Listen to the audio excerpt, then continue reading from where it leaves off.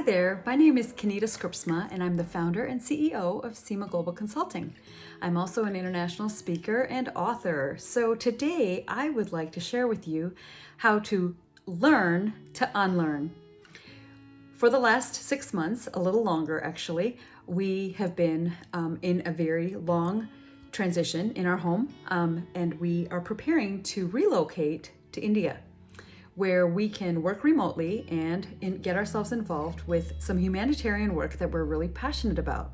So my husband and I went from 23 years of home ownership, where we raised our 4 kids, to a cozy basement apartment in our friend's house. So we have no more larger freezers and no more extra closet space to hide things. And we are really being challenged on how to organize differently. So needing to learn some new patterns amidst the ones that have worked over the seasons. See the connection there? Learning to unlearn. Although it's been a slow journey of realizing these patterns, I need to unlearn and make room for new learning.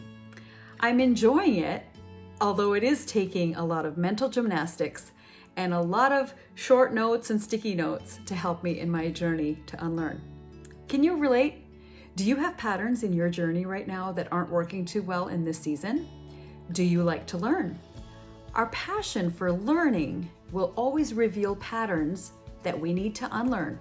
We can't just put new learning concepts on the table and digest them quickly and implement them right away until we have recognized that there are old patterns that might be getting in the way, or just old patterns that we need to unlearn so that we can implement new ways of doing things. So that might require us learning new perspectives, perhaps learning a new way of doing something. Whatever the case may be, it's really important that we look at what those patterns are and take time to kind of evaluate them, right? So wondering if you have actually noticed anything in your season that you need to unlearn so that you can function more effectively and efficiently in this new season. Here are a couple of examples I'd like you to consider. Cultural bias. Do you have biases? Do you recognize them? What do you do once you learn about your biases?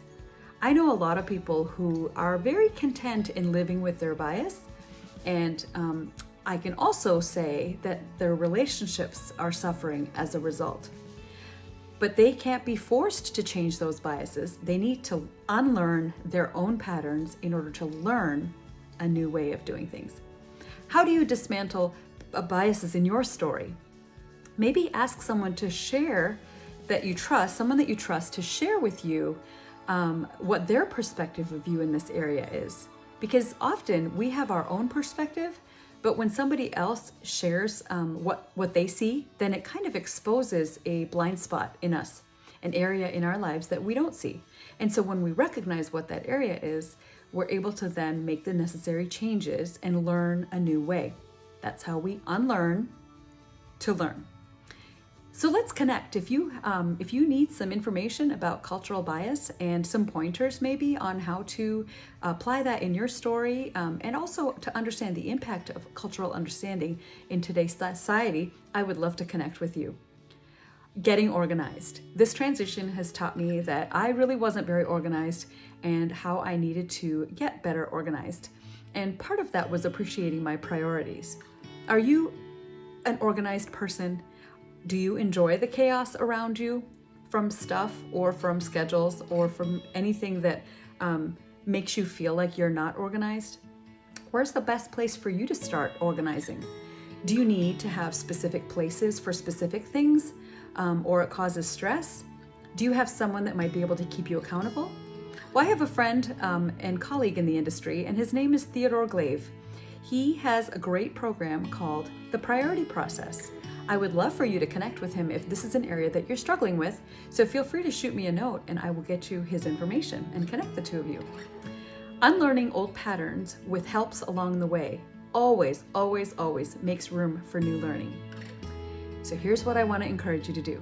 Evaluate your story. What's working? What's not? What do you need in this season? Maybe you need sticky notes. Maybe you need a refined to-do list.